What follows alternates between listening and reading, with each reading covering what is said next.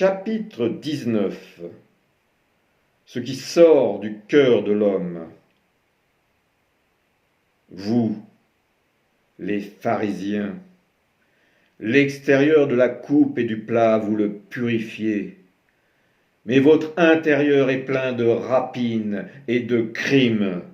Insensés, celui qui a fait l'extérieur n'a-t-il pas fait aussi l'intérieur?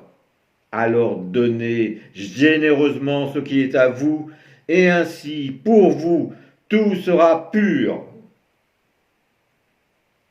Puis ayant dit cela, il sort pour haranguer la foule qui s'est rassemblée devant la maison du pharisien. Écoutez-moi, vous tous, et comprenez, rien de ce qui de l'extérieur vient dans l'homme ne peut le rendre impur. Mais c'est ce qui sort de l'homme qui souille l'homme. Ce n'est pas ce qui entre par la bouche qui le rend impur, mais ce qui sort de la bouche qui le contamine. Qui a des oreilles pour entendre, entende. Alors ses disciples viennent l'entourer pour lui dire : sais-tu que les pharisiens ont été scandalisés en entendant tes paroles ? Tout plan que mon Père des cieux n'a pas planté sera déraciné. Laissez-les. Ce sont des guides aveugles, et quand un aveugle guide un aveugle, tous deux tombent ensemble dans un fossé. Alors qu'il s'éloigne de la foule avec ses disciples, ces derniers veulent l'interroger au sujet de sa parabole. Aussi Pierre lui demande :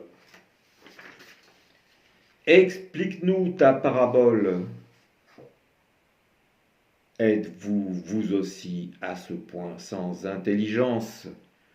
Ne réalisez-vous pas que la nourriture qui entre par la bouche descend dans le ventre et de là est éliminée vers l'extérieur ?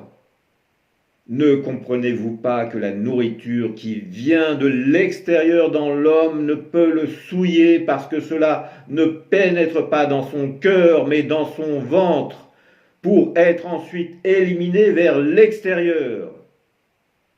Ainsi, Jésus affirme la pureté de tous les aliments et il poursuit son explication.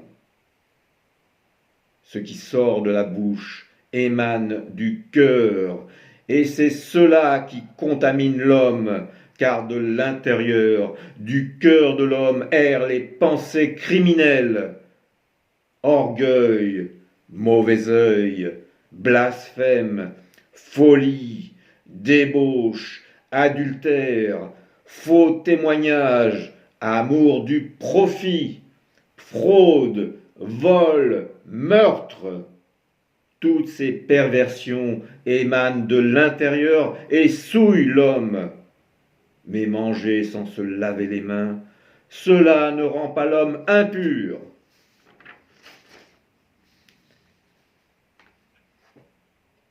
Chapitre 20. Ephphatha. À cette époque, la renommée de Jésus parvient aux oreilles d'Hérode le tétrarque. Or, tout ce qu'il apprend sur Jésus le plonge dans une profonde perplexité. Car on dit aussi de Jésus, c'est un prophète comme l'un des prophètes. Et d'autres affirment, un des anciens prophètes s'est réveillé. Mais d'autres proclament, c'est Éliaou, Élie lui-même. Quand d'autres soutiennent encore, Ioannan, l'immergeur, s'est réveillé d'entre les morts, c'est pourquoi les puissances agissent par lui. Alors Hérode se confie à ses serviteurs. Ioannan, c'est moi-même qui l'ai fait décapiter. Mais qui est-il celui dont j'entends dire de telles choses ? Ne serait-il pas Ioannan ressuscité d'entre les morts ? Oui, voilà pourquoi les puissances agissent en lui. Aussi, Hérode cherche à voir Jésus, mais sans le faire savoir. Alors Jésus s'éloigne de Magdala et se retire avec ses disciples dans la région de Tyr et de Sidon. Et arrivant au-delà de Sidon, il voudrait habiter une certaine maison en tenant à ce que personne ne connaisse sa venue.